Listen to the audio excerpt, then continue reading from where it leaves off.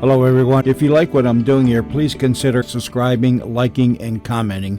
It would really help the channel out quite a bit. Thank you very much.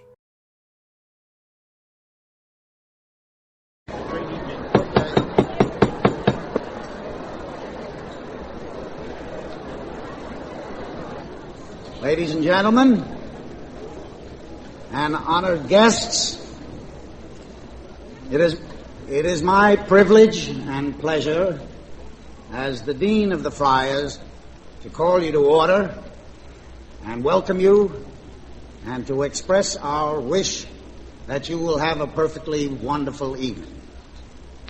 Now, not to delay you any, I want to present to you the chairman of tonight's affair.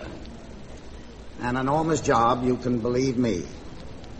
One of the sweetest guys that's ever come to town, the chairman, Jesse Block.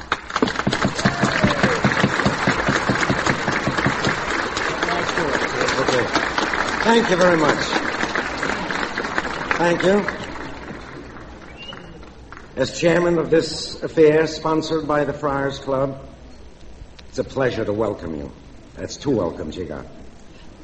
It's gratifying to see so many people gathered at this dinner to pay tribute to our guest of honor.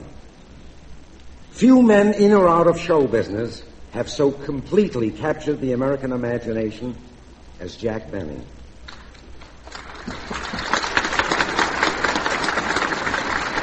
His natural charm and personality and great wit have gone right into the heart of America.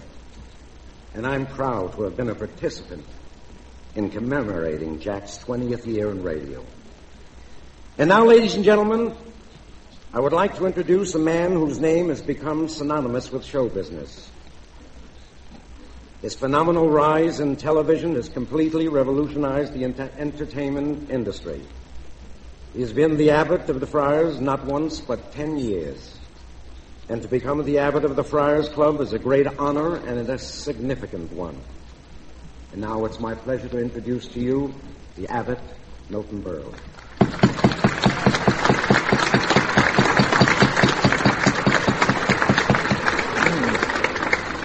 Thank you, Prior. That was Jesse Block, ladies and gentlemen, who many years ago did a single with Eve Sully.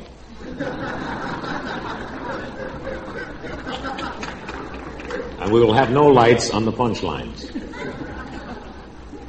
It is really gratifying to look around this very wonderful room as the abbot of the Friars and greet you and tell you how thrilled all of us of the Friars Club are that you are here this evening. So many distinguished guests for such a very well-loved guy as our dear Jack. This is the biggest crowd I've ever seen. I'm kidding. This looks like the Yankee Stadium with mink bases here tonight.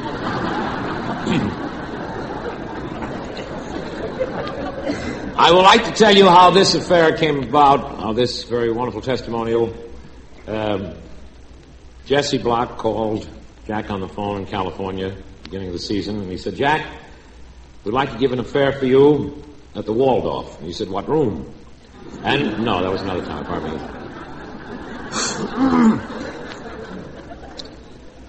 There are so many very wonderful comedians on the dais here tonight. They're going to tell some very, very funny things that you will hear again Tuesday night. That I don't...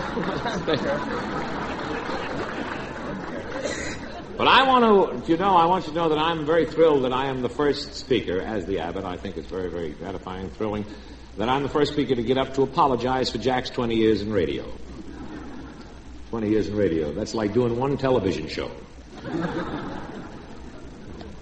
But I don't know how old Jack is, but I heard that he's the first one that ever had a birthday printed by Mick Kenny.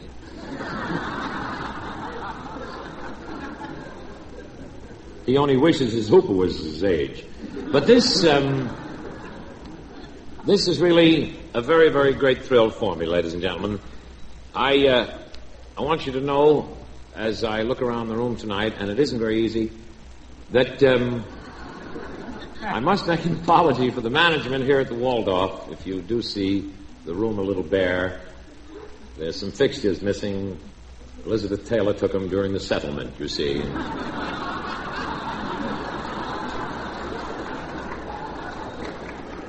I'm sitting next to Governor Seltzer over here, Mayor Hyland, and I don't want to stay for too long, because the mayor has his plane double parked.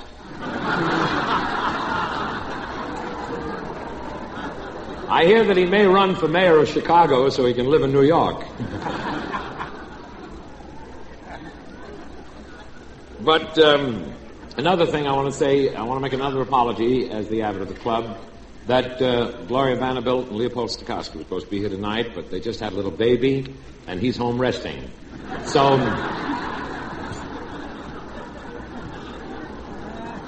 he wrote a new song since they had the child. It's called It's Magic. And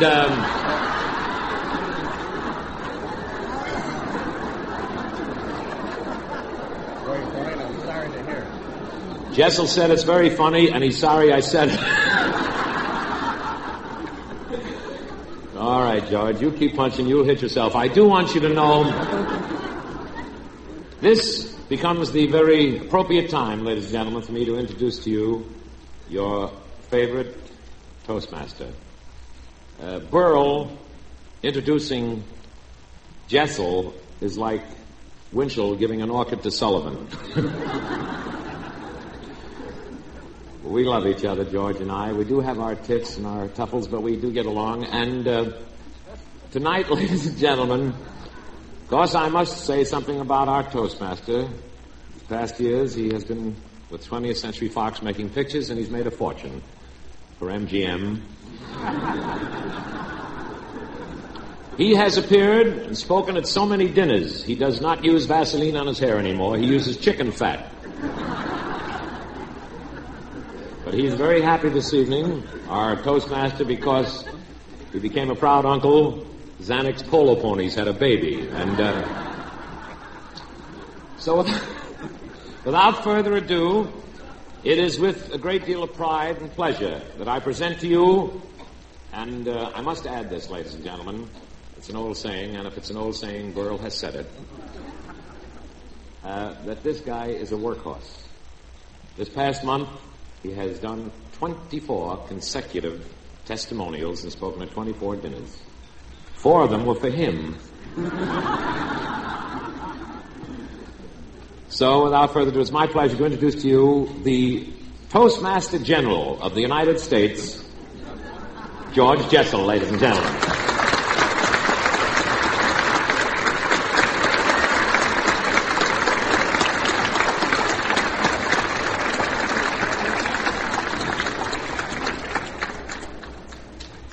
Thank you, young man.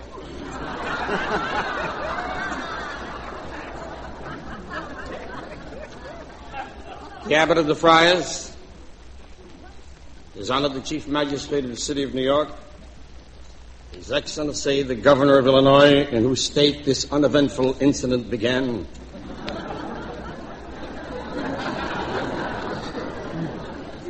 ladies and gentlemen, the way is long from whence I came, and the shrine is far where I would be. Yet I have left the weight of business at my producer's desk to speak at this occasion. For I particularly feel at home in this grand ballroom at the Waldorf. It is only within the year that I have stood on this same platform, and as Friar Lawrence says in Romeo and Juliet, St. Francis, be my steed, how oft have I stumbled over these graves before. And thus is the life of a public speaker. Year after year, I find myself telling lie after lie, covering the frailties of men with compliment, finding virtue where none exists,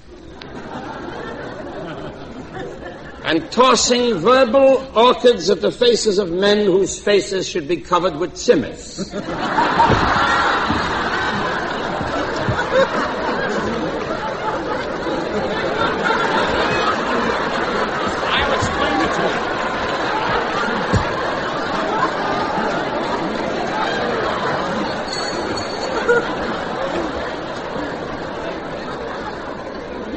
And this year, Working in the sovereign state of California, I have functioned at every known affair that was given. I have run the gamut. I have spoken at the launching of a destroyer in the harbor of San Pedro to a bris milah in Glendale.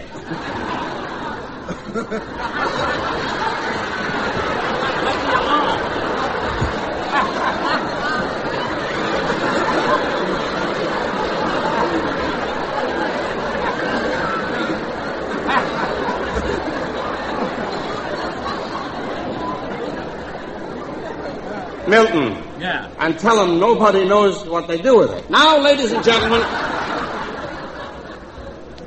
at almost every affair, the Toastmaster's plate and his chair are the recipient of many, many telegrams from well-wishers who didn't buy a ticket but send a telegram. And thereby, perforce of sending the telegram, they imagine that their names will be read and it might be a commercial for their respective businesses.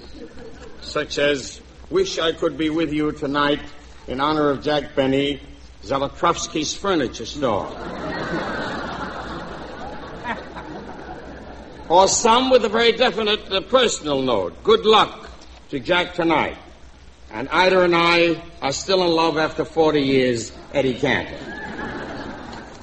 And then again, we have two that are worthy of reading, and very definitely worthy, because it marks the most important moment in the career of a minstrel who needs no money or who needs nothing to get him any further kudos. And this is a telegram and says, all men in the service in the Far East Command and the women, too, send you their warm-hearted greetings and equally warm-hearted best wishes. They will be ever grateful for your selfless, patriotic service to them. M.B. Ridgway, General, U.S. Army.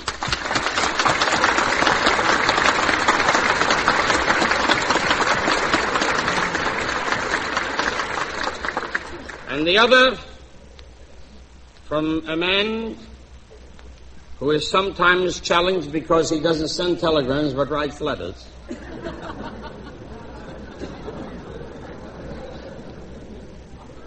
The most important American of our time and the president of the greatest country that the world has ever known. And he very warmly says, Dear Jack, all good wishes to you and Mary on this occasion of your 20th anniversary on radio, Harry S. Truman.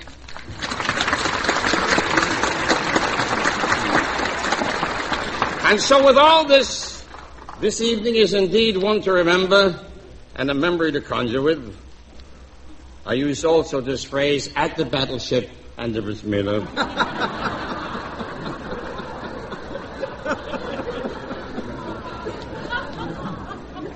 For the guest of honor this evening is a man about whom it is most easy to hurl superlatives. For not only this younger generation, but also it is easy for older showmen and troopers like myself to sing his praises. For I am not one of those who would refuse to emerge from their own particular capsule of time, who would live their lives continually repeating to themselves, Kid McCoy could have licked Marciano. Mathewson was better than Feller. King Solomon was smarter than Baruch. And all these bromidic phrases are in the same category as the attempt in consoling a man who is carrying a torch for a loved one. And the well-meaning friends say, there are other fish in the sea, there's a rose on every bush, turn them upside down, they all look the same.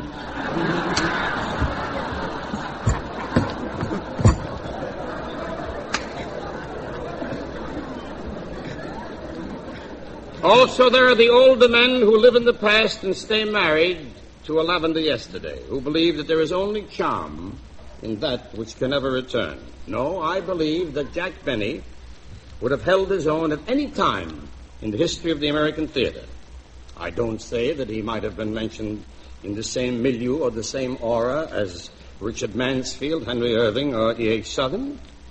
I don't say that he would have been talked about in the same way as we talked of Warfield, Sam Bernard, Hitchcock, Eddie Foy. I don't think that people would have put him in the same class as Tinney or Fields or Joe Cawthon. But I think he would have held his own with Harry Zook Welch Smiling Betty Watson, or Lou, wow, here comes a woman Fink.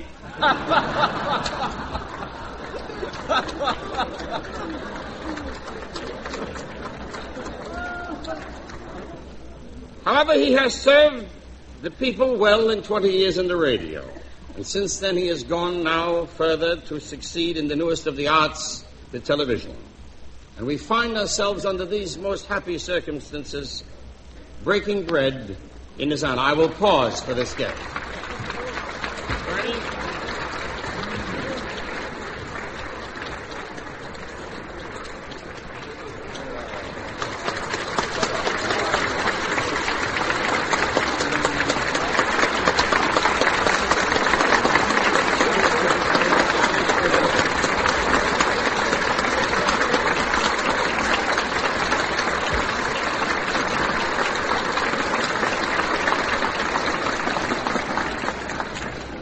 Bernie, it is only because you have saved the country many times that I forgive you for killing this joke, which I have.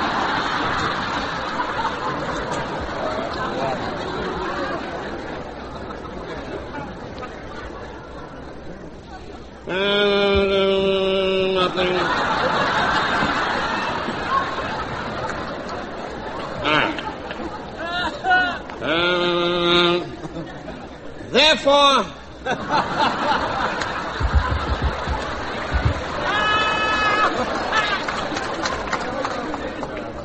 Men have come from all corners of the nation and from all over the country to sing his praises.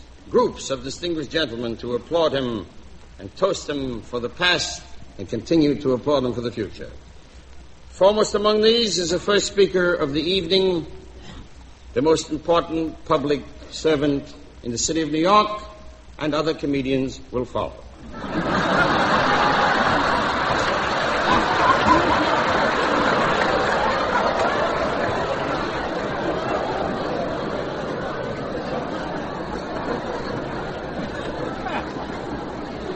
This is only in the order of the evening, Mr. Mayor. I have had the privilege and the honor to know the present Chief Magistrate of this city before this evening, and echoing the sentiments of the majority of New Yorkers, I can rightly sing his praises. He has kept his promises, and this is a strange thing in the world of politics. For the promises of men in politics are likened to the robes of the mythical princess Penelope in Greek mythology, of whom it is said her robes were woven in the morning and unraveled at night. This is a line from David and Bathsheba, which I could.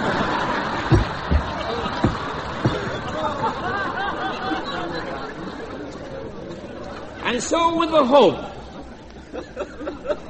of more jesting to follow, and with the profundity that is the order of the moment, I am proud of this opportunity to bring to this speaker's pulpit His Honor, the Mayor of New York, Vincent Napolitano.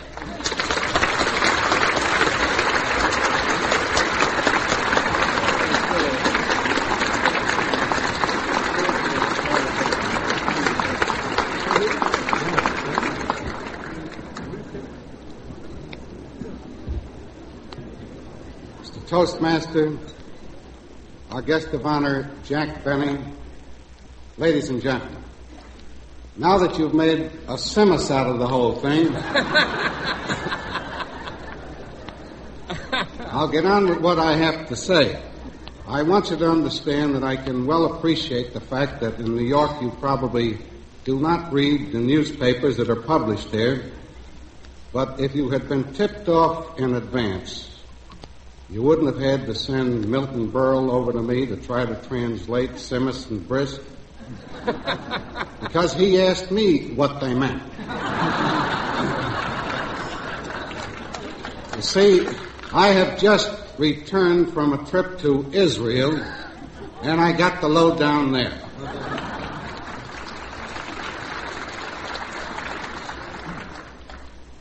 I'm very happy indeed to join with so many nice people at this Friars Club dinner, celebrating Jack Benny's 20th year in radio, and as your chairman, Jesse Block, confidentially informed me before the dinner started, also celebrates Jack's 39th birthday.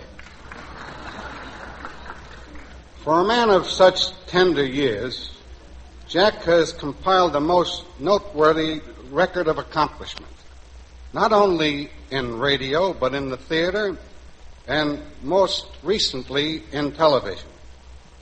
He long ago invaded the hearts of America over the airwaves and has been an idol of the unseen audience ever since.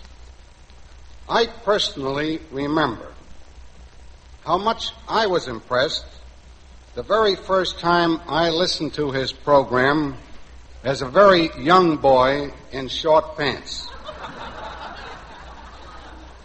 When I received your invitation to attend this party tonight, I was happy to be included. I left City Hall comparatively a short time ago, and I found it a very pleasant sensation to jump, I might say, from the City Hall frying pan into the fryers. I see you haven't been reading the newspapers lately. On an occasion such as this, which not only honors a great personality, but also supports such a very worthy cause, it is very gratifying to see such a tremendous and influential turnout. I understand that the proceeds of this affair go into the welfare fund of the friars.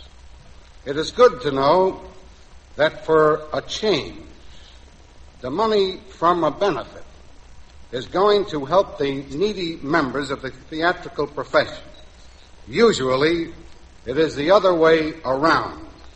Time and time again, actors giving of their time and talents for the benefit of others.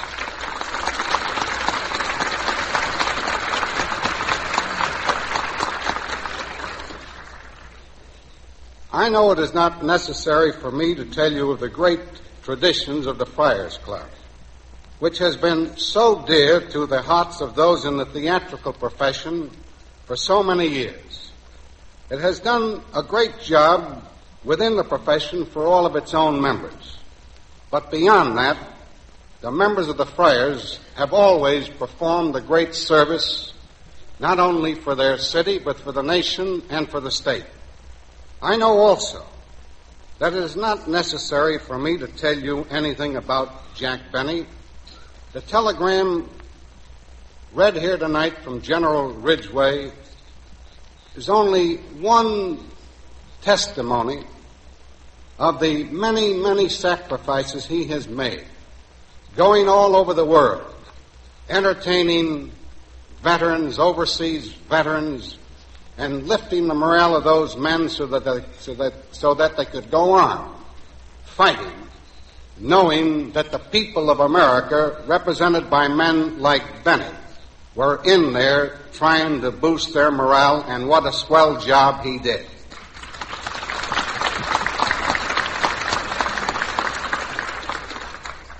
His influence has been felt universally. Back in 1932, he made his debut in broadcasting in the difficult touch-and-go early days of radio. Vaudeville was going out at that time. Big-time radio was coming in, and Jack Benny came in with it in big-time fashion. And now television is coming along, and Jack is giving it a great big assist. Jack Benny was a sensation from the start, and he has remained at the very top ever since. We all know that in private life, Jack is the exact opposite of the penurious, protesting character he plays on the air. His familiar manner and friendliness have made him one of the most popular figures in Hollywood, and I am certain that his popularity is of equal measure right here in the city of New York and wherever else he travels.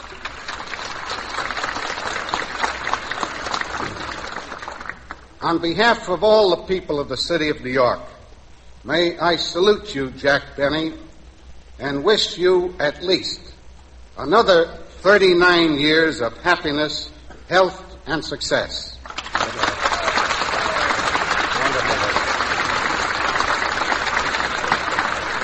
The next speaker is one of the two great presidents and heads of the world's foremost broadcasting systems.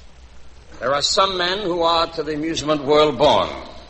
There are others who should never have been born at all. But it seems to me that this handsome young man, who is actually much younger than the guest of honor, lies about, has gone further in the shortest space of time of almost anybody that I know.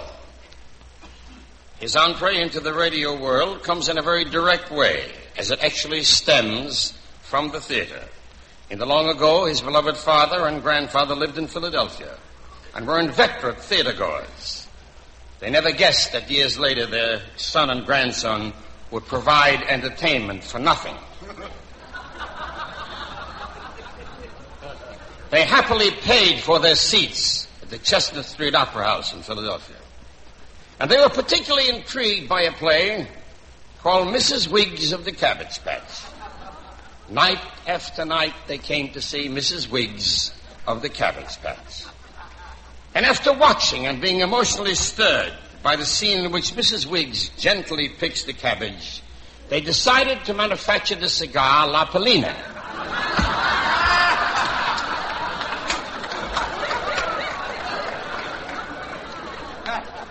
It was from this cabbage, ladies and gentlemen, that the next speaker was enabled to go to college, and his great desire to get away from the cabbage prompted him to enter a new field. And he alone, among his associates, saw the great future in it. And so he has built a great industry. And because of his personal contribution, his integrity, and his warm personality, even NBC, spelled backwards, comes out Columbia Broadcasting System. And so I am very proud to present to you Mr. William S. Paley.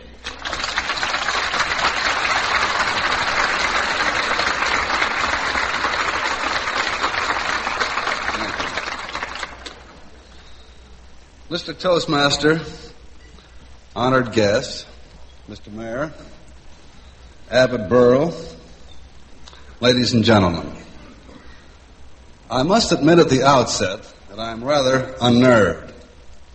Just before the speech-making started tonight, I got a short note from Jesse Block, and this is what it said. Don't try to be funny and do it in less than 3 minutes. Irving Mansfield, if you're here, I'm very sorry. I'm not going to be able to use your jokes now. You know, Jesse is a very close friend of Jack's, and we always have to please Jack. As a matter of fact, right from the beginning, when we first signed Jack to CBS, we said to him, Jack, you can have everything you want. And I must say that it's to his everlasting credit that he has not taken advantage of that situation. We still own our building at 485 Madison Avenue.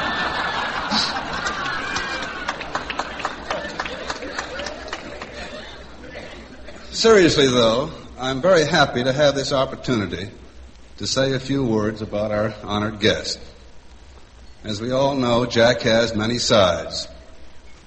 For one thing, he's the darling of Mr. Nielsen and Mr. Hooper and all of the other rating service personalities. They will tell us, I'm sure, that during any given month, Jack Benny is heard by more people than have ever voted for any president of the United States.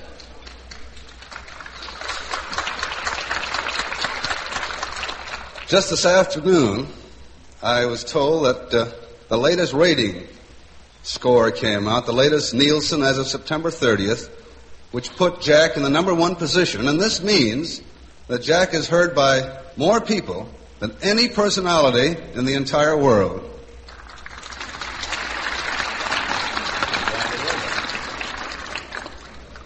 And there, again, is Jack, who is the man of the listener, the man, woman, or child who every Sunday afternoon can lean back and get that wonderful, comfortable, warm glow from hearing the laughter that comes as a result of the foibles of an old friend. I have the feeling that by now Jack has made his imprint on the character of America. He certainly must have made some contribution to make it possible for us to laugh at ourselves more easily and to put our difficulties and our deficiencies in a better perspective. On the other hand, we have a Jack who is the trooper going to all parts of the world to play for our soldiers overseas. And he's always on the go to sell defense bonds or to work for the Red Cross, March of Dimes, never saying no to any cause that is worthwhile.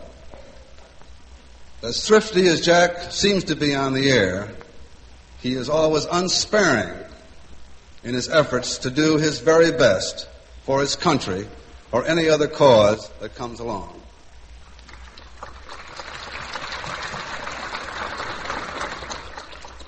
But finally, the Jack Benny I'd like best to talk about is the Jack Benny who is known to most of the people in this room. He is the one who, as we all know, is a wonderful friend and one of the most generous and warmest guys alive.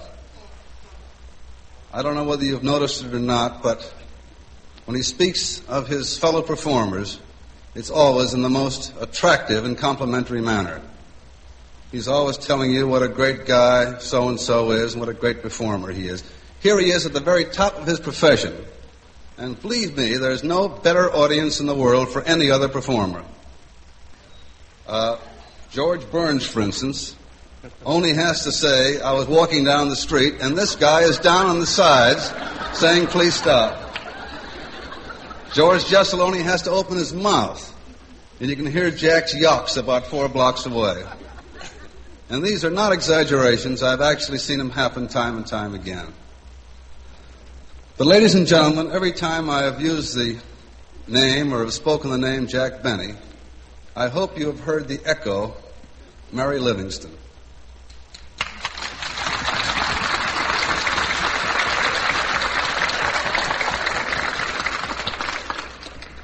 The relationship between Jack and Mary has been a source of real pleasure and real delight to all of their friends. And I know that Jack very seldom makes an important decision without getting Mary's viewpoint. As a matter of fact, her viewpoint is so good, and I know this from experience, that I feel pretty sure that hadn't Mary become Mrs. Jack Benny, she'd certainly be running the May Company today. And better still, you know, if that hadn't happened, I think our genial and very attractive Toastmaster would be saying, yes, sir, to Miss Livingston instead of to Darrell Zanuck. But, Jack, I want you to know that we at CBS are understandingly very proud of you. Very seldom does any effort maintain a high degree of quality over a period of 20 years. And yet in you, the American listener has found a performer whose characterization, whose taste and standard of humor has endured at a very high level for all of this time. And finally, Jack, I want to say that I have come to value most highly the wonderful friendship that has developed between us. I have for you the highest affection and admiration, and I hope our warm relationship lasts forever. Thank you.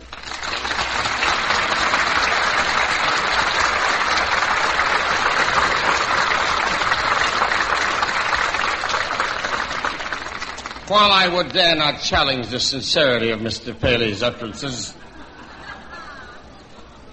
I am, in the sense of good thinking, realizing now for the first time that when Mr. Benny laughs when Burns says I was walking down the street and I open my mouth, this may have an ulterior motive. Because we feel that's funny, then we say that in other places and we drop dead with that. Try to get a job any place, George, with I was walking down the street, and you'll see what happens.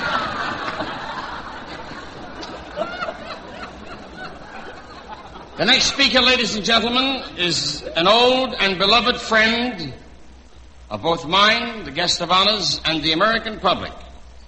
And regardless of any contrived feuds that he might have had with the guest of honor, these, my friends, are the stunts of a smart press agent. This is an interesting and a strange man. Because of his great wit and his personal goodness and whatever idiosyncrasies he is said to have, he can have them because his genius overshadows them. He began his career in a most romantic way in the theater. He was a little boy in Boston, and he acted in the mob scene of a play called Kismet, the Arabic word for fate. And the principal character of this play is a man called Hajj, a beggar and a juggler. And the symbolic impact of this character in the play is the fact that the juggler practically says we are all pawns in the hand of fate, who keep the balls leaping willy-nilly without knowing or caring which one shall fall to the ground. And I'm sure that this philosophy of Hajj, the beggar, in the play Kismet, had his effect on this little boy who will soon speak to you, now grown to full manhood. For after seeing this play, he immediately set upon a career as a juggler in the vaudeville business. His name was not the one that we know him by now. His right name was John Sullivan. But this evidently sounded too Jewish, so he changed it.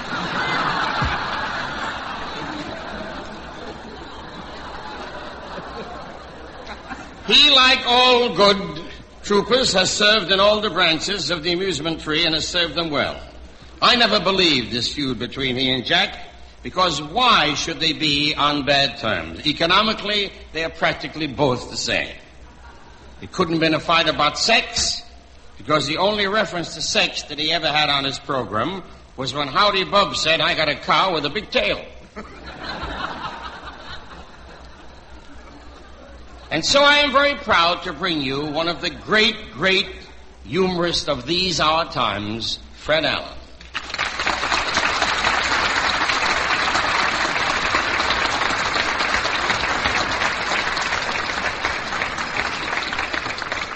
Thank you very much. I can't possibly live up to all that Georgie has said. I'll try to live up to a fragment of it and meet you by appointment some other time to live up to the rest of it. But I hope you don't mind me putting these on. I have so much aspic in my blood, I have to keep my eyes on the glass. But I hate to wear them in public. I'm always being mistaken for Russell Knipe, which is quite embarrassing. But, ladies and gentlemen, I didn't think I would be able to appear here tonight. There was a rumor that there were two people in the audience whose names were in red channels. And for that reason, we thought the actors might have to walk out for a change. But I am happy to be here, and I think we all should be happy to be here. Because back when the world began in the Garden of Eden, if Adam had been a chorus boy, there would have been no human race.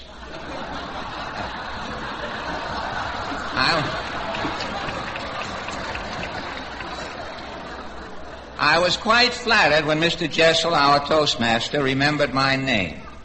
Because as we all know, Mr. Jessel is always busy flying around the country speaking at different affairs. Half of the time, Mr. Jessel rushes into the hall at the last minute and doesn't even know what the function is. He looks around quickly, and if the guest of honor is sitting up, he knows it isn't a funeral.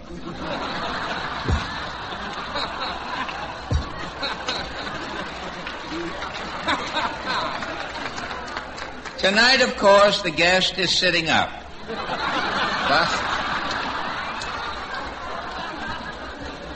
But Mr. Jessel caught himself just in time.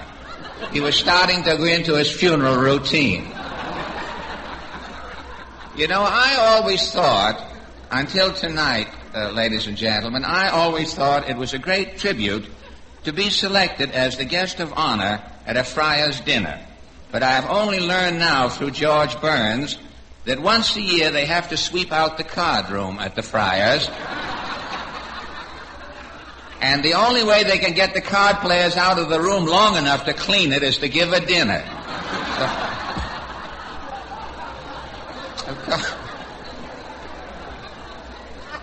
Of course, I must say that I was insane to come here tonight. The main dinner course is steak, and today is Friday. Fortunately, there is a man from Lindy's in back of the dais who is bootlegging sturgeons to Catholics there.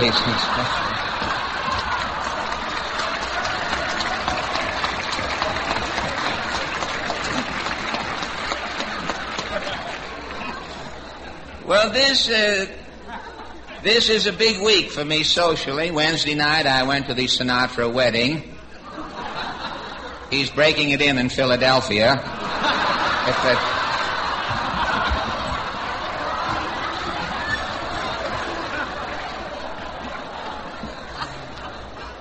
If the marriage turns out okay, he'll probably bring it into New York later in the season.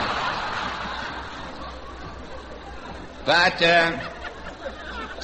Ed Sullivan was supposed to go to the Friars' wedding, but he couldn't make it. Ed had to take his laughing lesson that night.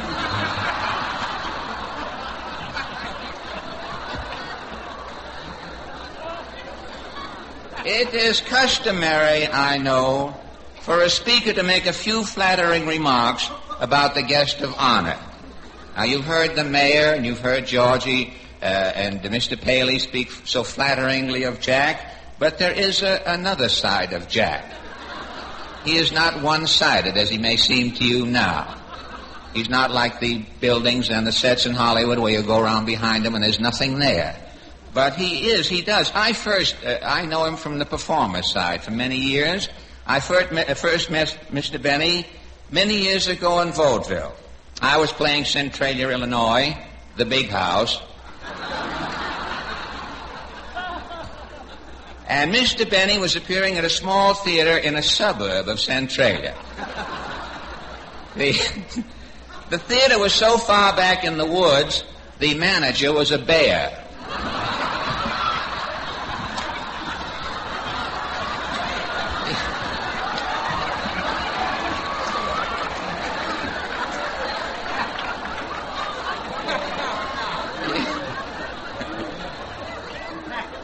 He used to pay the acts off in honey. It's the only one.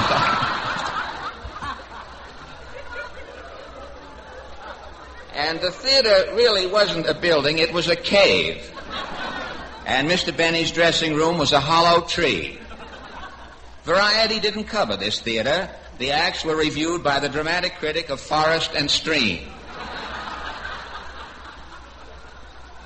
Mr. Benny was next to closing on a 2-act bill.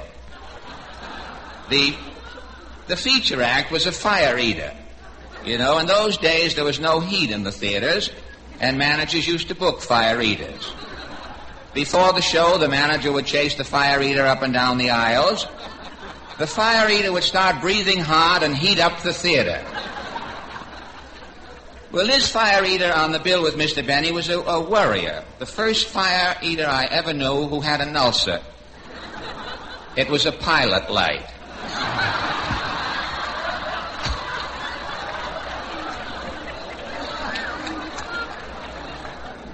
Well, Mr. Benny's act, as I recall, in those days, was rather unique.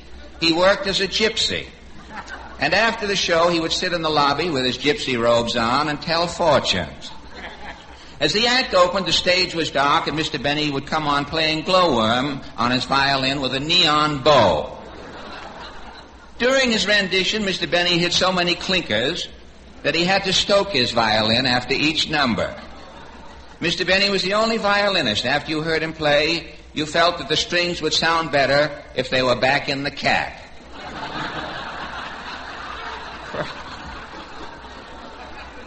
Mr. Brooke coming in again.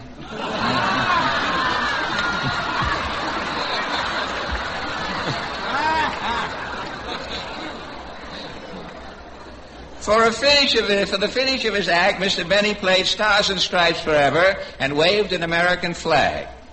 After his first bow, he also waved a Union Jack, in case there was an Englishman in the audience.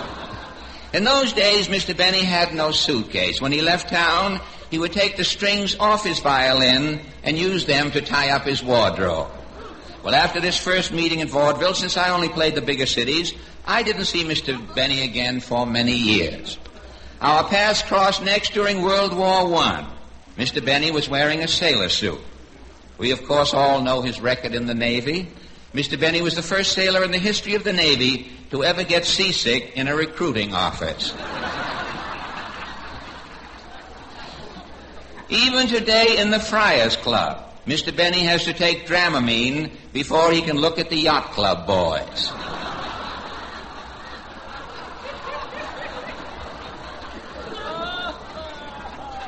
When Sailor Jack finally got on his first battleship, he thought every deck was the poop deck. They were giving it to him all over the boat. But after the war, Mr. Benny had some lean years. He used to lean against the front of the palace and wonder if he would ever get inside. Things got so bad when he practiced his violin, he was using his dandruff for rosin. For a time, he left show business and took a job in a health food store. He had an acid condition. He used to stand near the milk and make yogurt out of the milk by appointment. Then his luck... I may as well get a few laughs here. I get none in television. Of course, you know about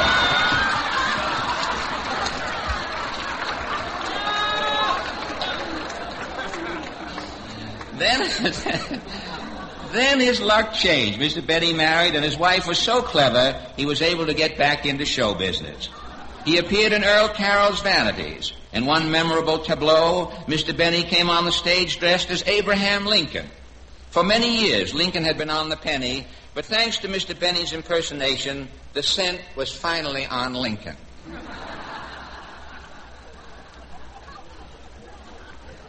Well, Mr. Benny's record speaks for itself. He was in vaudeville until 1930 when vaudeville died. He appeared in Broadway shows and the theater declined. He went into motion pictures and the industry collapsed.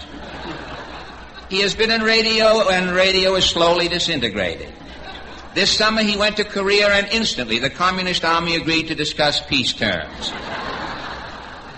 After killing vaudeville, ruining the theater, causing the decline of the motion picture and radio, Mr. Benny has at last gone into television.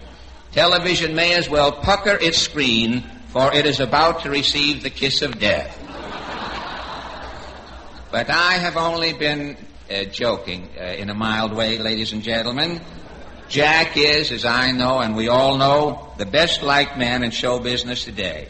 And if our country was only fortunate enough to enjoy the status Jack enjoys, our country, too, would not have an enemy in the world. On this note, I close, ladies and gentlemen.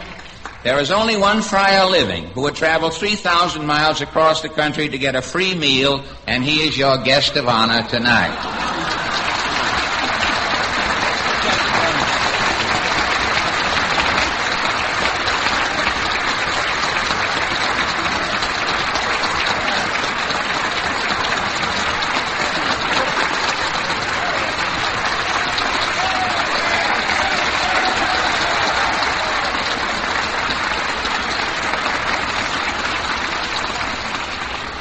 And now, from the juggler of wit to a man of great responsibility who cannot let men be pawns of fate like the juggler, but has to look after the welfare of hundreds of thousands of Americans in his great state. And I might add that since he has been in office in his particular state, the great city of Chicago has fared much better in the public eye than it ever has fared before. For if ever a city has been censored undeservedly, it is the city of Chicago. Some years ago, I remember playing at the Sam H. Harris Theater, and on Randolph Street, close by, a little boy fell off a bicycle and tore his overalls. This little boy was unhurt and laughing. He had other overalls. But the newspapers throughout America printed this headline: "Child mortally injured as gunmen rake the loop with machine gun bullets." Most of these things about Chicago, my dear friends, have been greatly embellished. Well, like me with the girls, or so. And And so I have an extremely warm feeling in presenting your next speaker, this distinguished gentleman, to you because he is a great Democrat, and I am also a Democrat. But for fear of treading on anyone's political toes, I think there is one thing I can say honestly about the Republican Party. No one can challenge the sincerity of any member of the Republican Party. There isn't one member of it who does not want to run for the presidency of the United States. I am very happy to bring to you His Excellency, the Governor of the Southern State of Illinois, Governor Adlai E. Stevenson.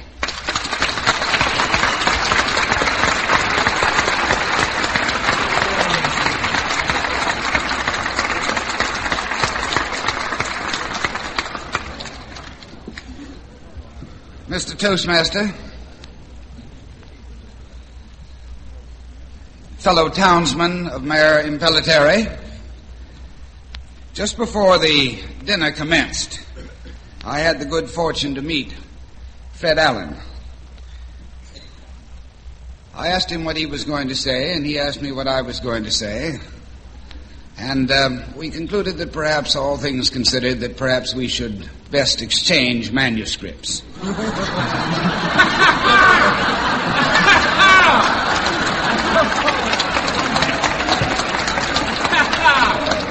You've just heard my speech, and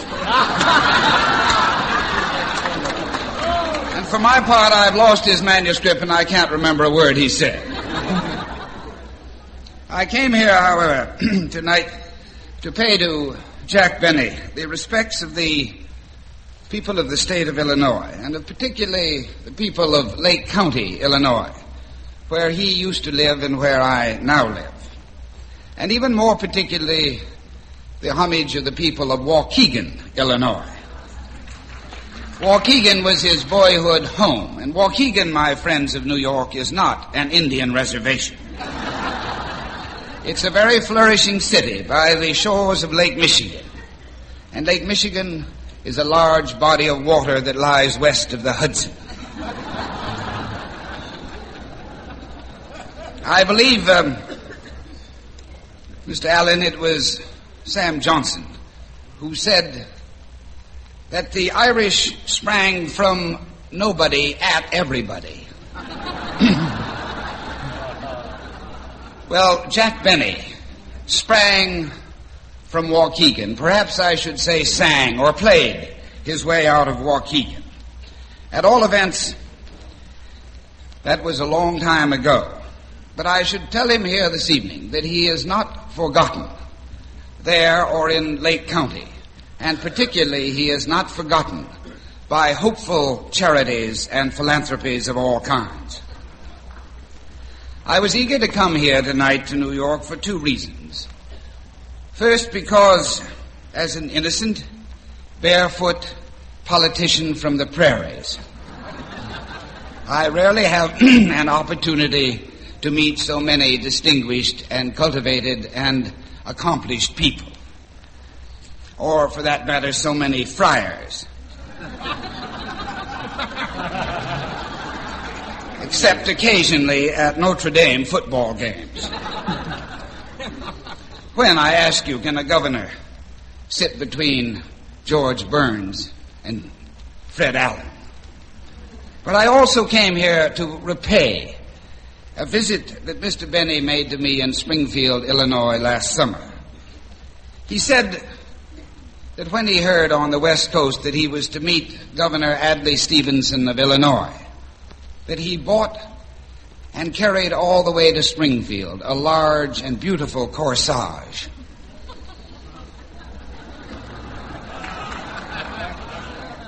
I know his disappointment was very keen indeed when he discovered that his genders were mixed. But I entertained him royally with Coca-Cola, Camels, and Ritz crackers. And I felt that and by the way, I did notice that he took the corsage away with him when he left. As I say, I bring to you, Mr. Benny, the homage, the thanks, and the affectionate good wishes of the people of Illinois. And I am deeply grateful to him and to the Friars Club for permitting me to participate in this splendid dinner. And I might add, as Mr. Allen suggested, that to have a free dinner, thanks to Mr. Benny, is worth half a trip half across the country. We bless you, Mr. Benny, for cleanliness, for taste, for humor, for art in entertainment that makes this tormented world much happier for millions of people. And if by any chance, Mr. Benny, you should need a small loan, such as the state capital sometime, just come to Springfield, Illinois.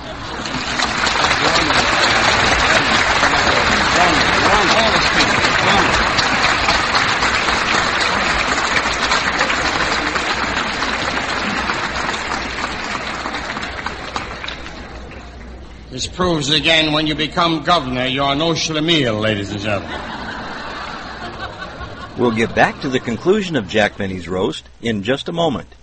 But first, I'd like to remind you that all programs aired on Same Time, Same Station come directly from our CD masters.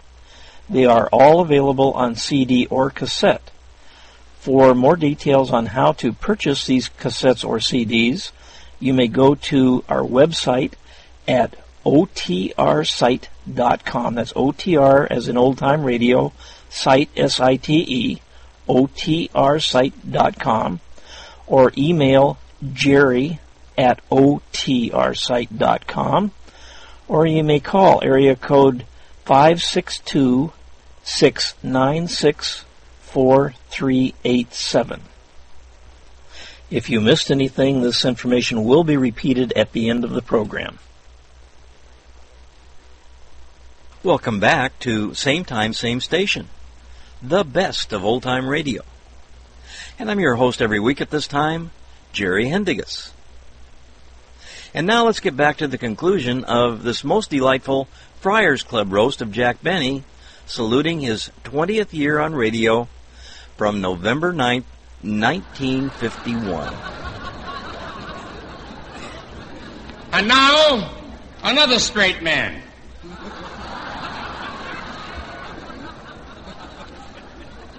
And the luckiest straight man that ever lived. From his lips alone shall we hear the truth about the guest of honor, because he is his oldest friend. They've been going together and have known each other for many, many years behind the warm curtain in the lost art of vaudeville. I stress the word vaudeville because I doubt if the next speaker is conversant with any other subject. Now, while I don't think it is absolutely necessary for a man to be a student of Shakespeare or Molière or Racine or Rostand, I do think a man in middle age should know there is some other periodical printed in America outside of the Variety. And it is only in the last decade or two that I have been sure as to how to present this next speaker. He had so many different names as a vaudeville actor. He was Bernard of Bernard and Gary, Williams of Brown and the Williams Brothers, Mac of Mac Albright and Mac. And in the Nagasaki Japanese troupe, he was known as Abe Stern.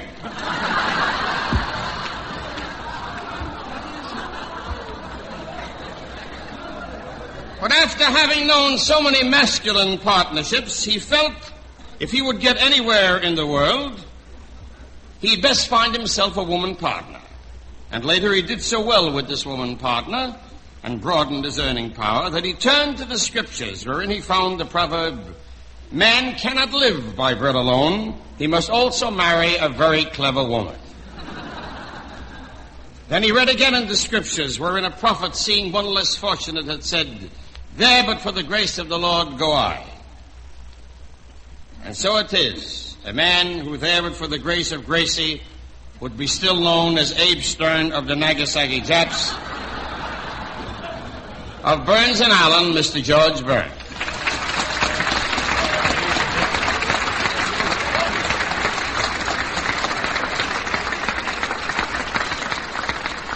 Hiya. And it's true, too. Ladies and gentlemen, Western and Eastern Abbots, Friars, Toastmaster, of course, guest of honor, Jay. I'm very happy to be here tonight. Happy. Cost me $500. I'm flying back tomorrow. I don't know why I was asked to speak here tonight. I've been talking about Jack Benny all my life. I know Jack so well that I'm surprised he'd even let me talk.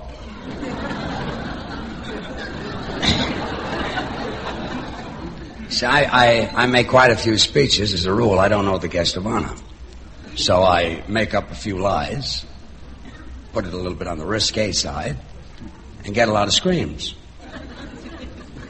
Tonight I'll have to tell the truth and settle for a few snickers. Tell you a few things about the Jack Benny I've known for a lot of years. As I said, this will not be funny. But I did travel 3,000 miles, so if you see a little opening and you can throw in a little snicker, I'll appreciate it.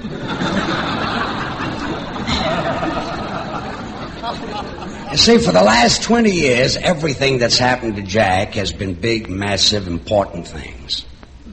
And this, too, can get to be monotonous. So, in the last few years, the important things ceased to be important. And the trifles in Jack's life got to be important. When he signed the CBS deal, it ran into millions of dollars. I went over to his house to congratulate him. And Jack was all excited. He says, George, he says, I want to show you something. He opened up his closet. He says, how do you like these shoes?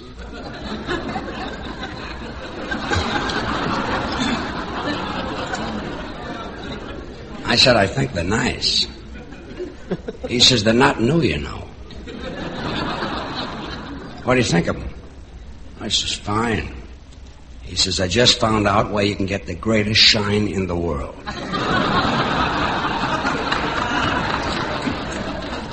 Another time, I was sitting at the Hillcrest Country Club, and at that time, Jack signed a deal with 20th Century Fox. It wasn't a very big deal. I would say that MCA got about $200,000 commission. And he said, George, I'd like to talk to you.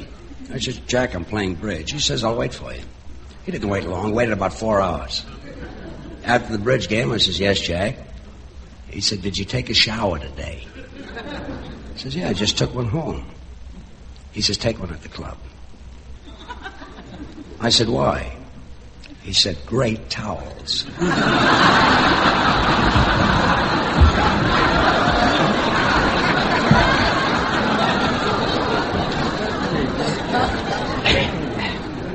And of course, Jack has been laughing at me now for years. He thinks I'm the world's greatest comedian. This is not a great compliment from a guy who thinks the towels are great.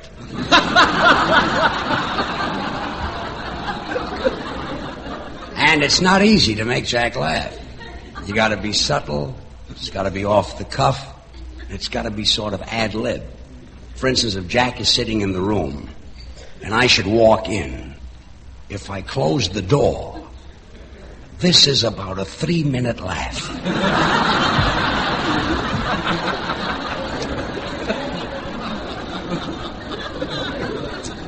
And he's been laughing at my match bit now since 1925. That's where I strike a match and show it to him lit.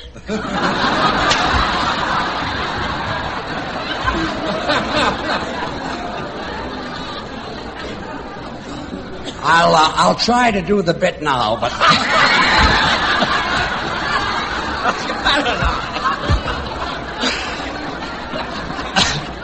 but I don't think he'll laugh because I've done it 4 times already today. But I might get a snicker out of him because these are Hotel Edison matches. Jack?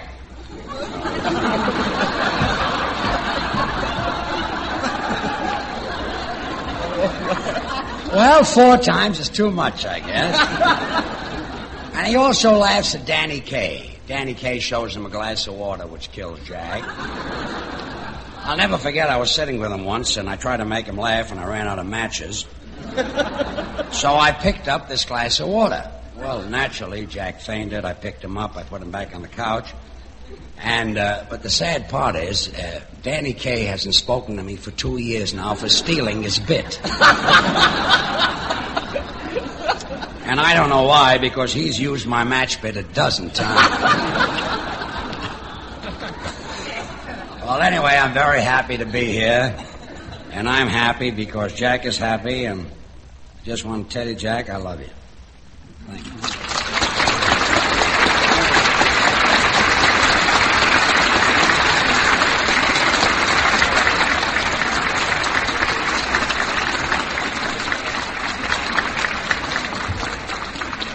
And now, ladies and gentlemen, from the match bit to the sublime. A man not often seen in public affairs, and a man not told that he might rise and say a few words. Yet a man who has been called into public affairs when the nation needs him, and in these our times it has been necessary so often. And he has always responded. The Toastmaster is fortunate again to have felt the warmth of his hand clasp, and was fortunate further in knowing his whole family. There are many legends about the next speaker. It is said that America's eldest statesman, and its best one, as he is aptly called, although he has never received a penny for any of his services, which cannot be said for most of the statesmen of our times. The legend is that he creates his great philosophy while sitting on a bench in Central Park. This is apropos to the stories of the cherry tree, etc. I don't believe that philosophy comes to him because he is sitting in the park. I have an uncle who has been sitting in Montmaris Park.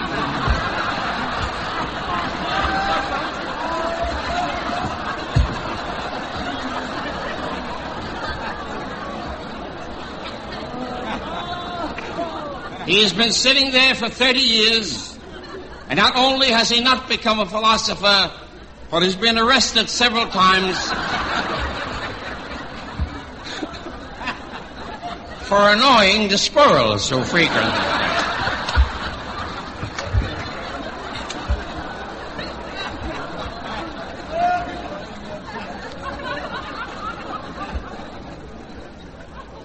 Your Toastmaster has always found it a problem in the budgeting of words, in introducing a particular guest of honor that he has known through the years and has loved very dearly.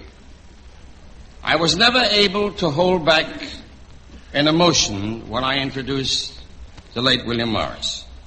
I was never to be able to not show that I was trembling when I'd bring to his feet George M. Cohan. And when I'd introduce Jimmy Walker, and I would that his memory be kept evergreen in this city, I would always have to hide myself behind a character and not speak in the first person. Once during a campaign, I remember presenting him in this manner, by going back to the medieval days and acting as a herald who, trumpet in hand, comes into a small hamlet and tells the populace that a high and mighty personage is soon to address them. And out in California, because I see Jack every day, just a few days ago I lunched, dined, and appeared with him on his radio show, I would like to dismiss myself in the first person and take on a character such as, let me say, of a lawyer who had to represent him in court. And thus, appearing in his defense, I would say, Your Honor, ladies and gentlemen of the jury, the American public, I wish to say about my client that I have known him throughout the years, and like these witnesses who you've heard here tonight, I also vouch for his character. That the record shows that from a most humble beginning, with the help of no one but himself, he has acquitted himself of any possible charge that might be brought against him in the amusement business. I would ask that the jury agree with me that for 20 years he has served the public honestly, and he has edited wisely the speeches of himself and the characters of his radio shows. That he has never said one thing in 20 years to offend the most sensitive boy or girl or man and woman in his great legion of listeners. He has in times of war left his home and his business to go to the farthest corners of the world to entertain the soldiers of our country. He has not only lately taken his life in his hands by bringing good cheer to the very peaks of Heartbreak Ridge in Korea. He's given up his time and his money to every good cause, even when I'm not called upon. He's a good father and a good husband, as good as he is a humorist, and I love him with all my heart. With your permission, Your Honor, and ladies and gentlemen, the Toastmaster rests his case and asks Jack Benny to come to the stand.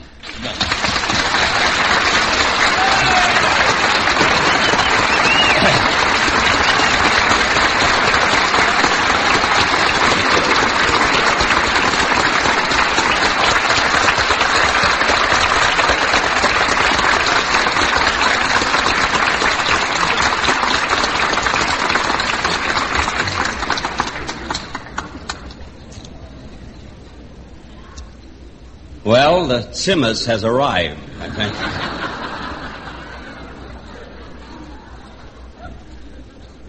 I'm so nervous tonight, I hope they don't give me another dinner like this for 6 weeks. Of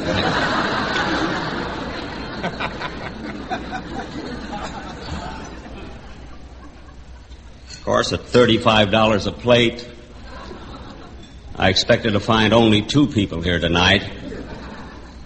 Anthony Farrell and the Mad Woman of Chaillot.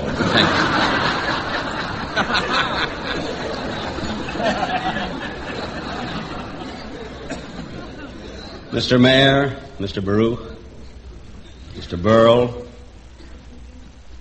Mr. Jessel, gentlemen of the dais, and ladies and gentlemen. You know, when you have to follow such great comedians like Mr. Jessel and Mr. Burns and Mr. Allen, you get that completely sunk feeling as though you left your script in Milton Berle's dressing room.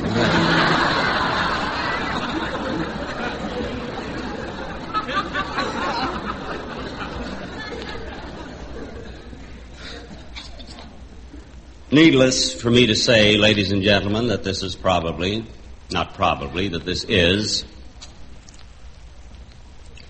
the only pictures you'll see in the paper tomorrow morning will be Martin and Lewis.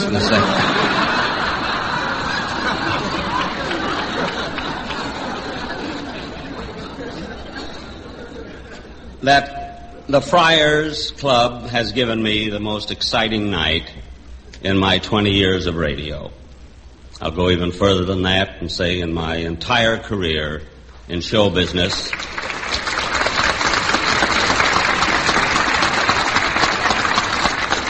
which is 42 years. So you can forget about my being 39 for the moment.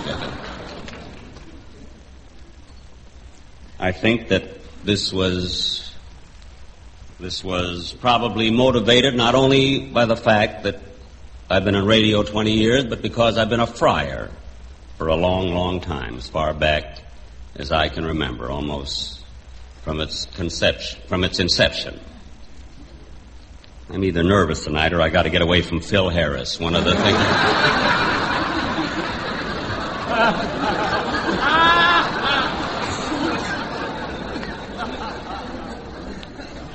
And I have been a friar, from the time I first started in show business. I belong now to the Hollywood branch of the Friars Club. As a matter of fact, I'm an officer of that club. I'm known as the Dean of the Friars. This is a very, very important executive position. I would say that the Dean of the Friars Club is comparable to a choreographer for the Borscht Capades.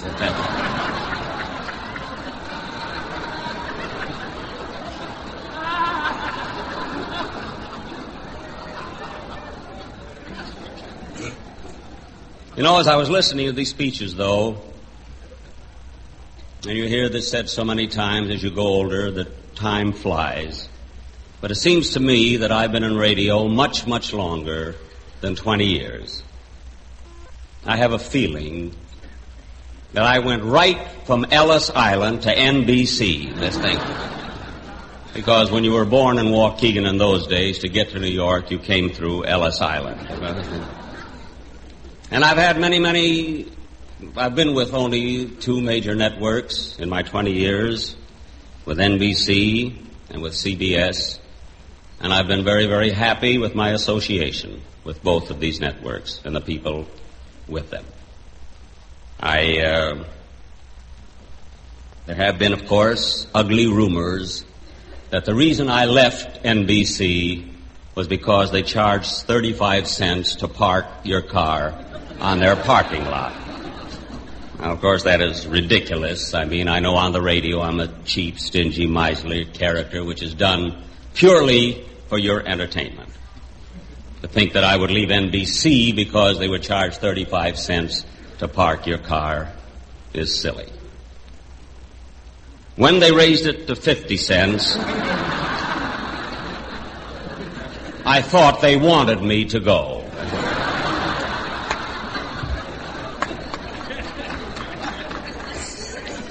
But I've had many compliments paid me tonight, ladies and gentlemen. I think one of the greatest compliments that I had paid to me this evening, in fact, it was a few weeks ago when Georgie Jessel said to me while we were both in Los Angeles, he says, Jack, I'm going to fly to New York to be at your testimonial dinner. I said, Georgie, that's awfully nice of you, but you know, if you do, you'll have to be the Toastmaster. He says, naturally. I don't know whether this is a great compliment to me or not, because he would fly to the Belgian Congo if they were giving a dinner to one of its natives over there, I am sure. But you know, Georgie and I... Let me tell you what I said in the Congo. There's a fella... Go ahead. But Georgie and I, you know, we have sort of the same kind of a job in Hollywood. We are both asked to be Toastmaster and Master of Ceremonies at different benefits and banquets. As a rule, they ask Georgie first. Now, if he happens to have a date that night with Joan Crawford or Ethel Barrymore,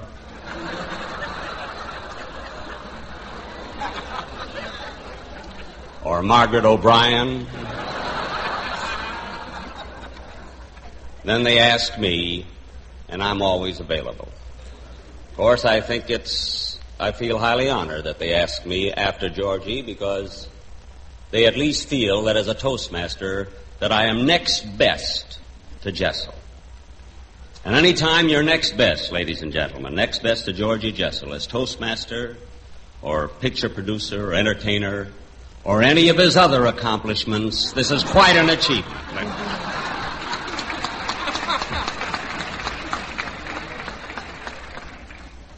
I'm also highly flattered tonight that many of my dear friends flew in from Hollywood to be here just for this affair. Miss Claudette Colbert, Mrs. Danny Kaye. Danny is now in Korea. Governor Stevenson, who flew in from Illinois. Val Parnell, who flew from London to be here. And, of course, the oldest and dearest friend that I have ever had known in show business, George Burns. When I say that, I mean one of the two of the oldest and dearest friends that I have in show business, is George Burns and Jesse Block.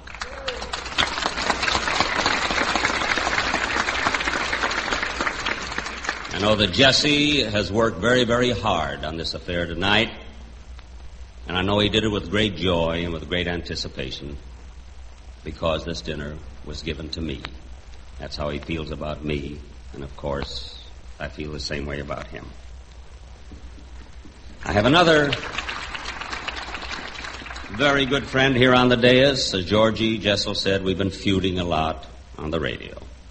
I've known Fred Allen many, many years. I knew him in the days of vaudeville. I knew him when he was a juggler. I knew him before he spoke a line on the stage. He just juggled these 10 pins and then balanced one on his nose. And he was very, very successful in vaudeville as a juggler until some smart aleck came along and taught a seal how to do it.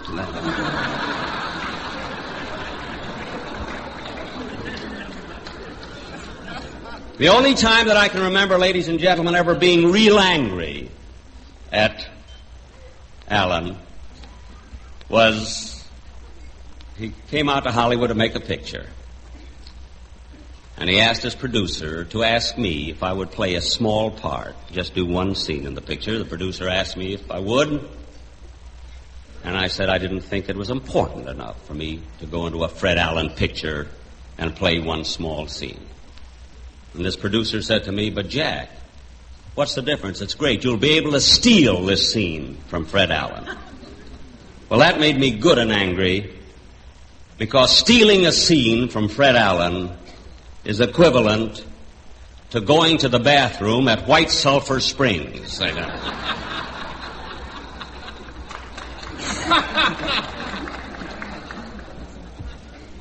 Before concluding my speech, ladies and gentlemen, I would like to say that I want to accept this tribute from the Friars Club on behalf of everybody who has been associated with me and my radio program for the past 20 years. Because no comedian, no star, no entertainer, I don't care who he is, can sustain for 20 years on radio by himself. Possibly one man could have done it, maybe the late Will Rogers.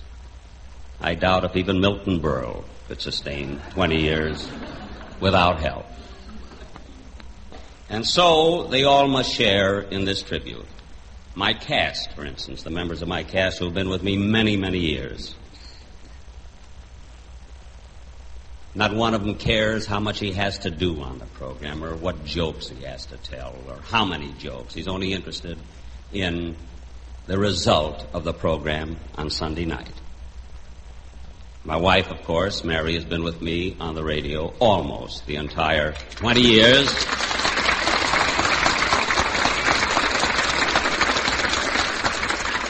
And we are celebrating our 25th wedding anniversary in January, and I'd like to have Mary take a bow, if you would.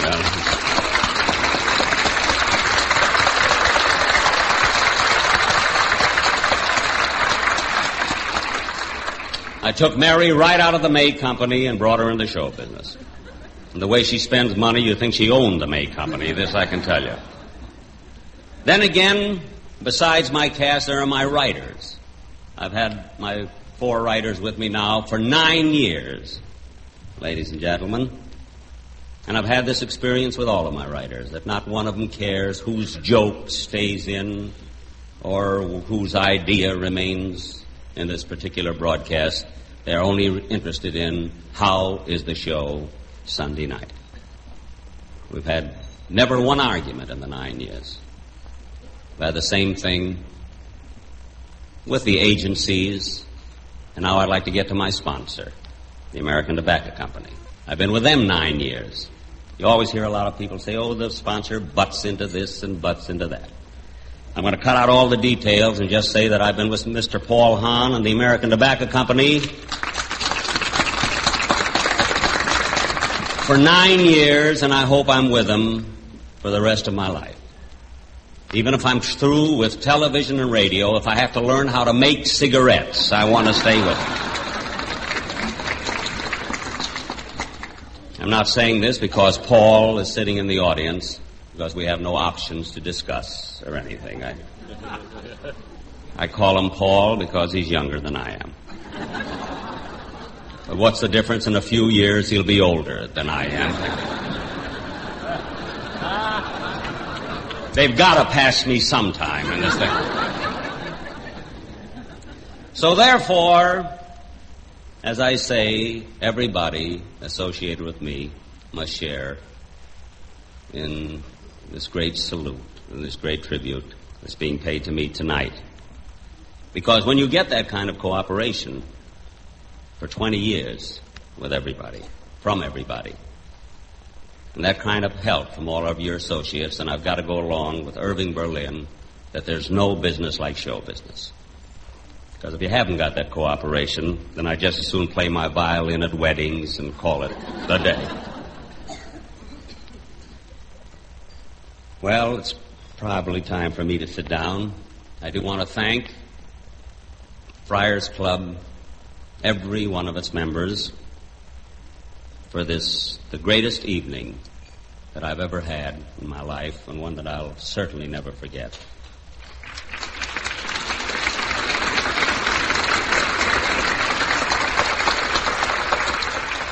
And I want to thank Jesse Block, who worked so hard, and Harry Delp, and Milton Berle, the abbot, and Irving Mansfield, and everybody for this wonderful night. And before closing, I want to thank Ed Sullivan, because 20 years ago, Ed Sullivan asked me if I would like to do a guest shot on his radio program. I had never been on radio, and I said yes. So Ed and I sat down, and for just a few minutes, we wrote a spot that ran about 8 or 10 minutes. And from this guest shot which I may have done for nothing. I don't remember. Yes, you do. Because of this guest shot, I was offered my first sponsored program, and therefore we are all gathered here this evening. And so I hope I will remain in radio another 20 years, even with television. Thanks again very, very much, and thanks to all of you.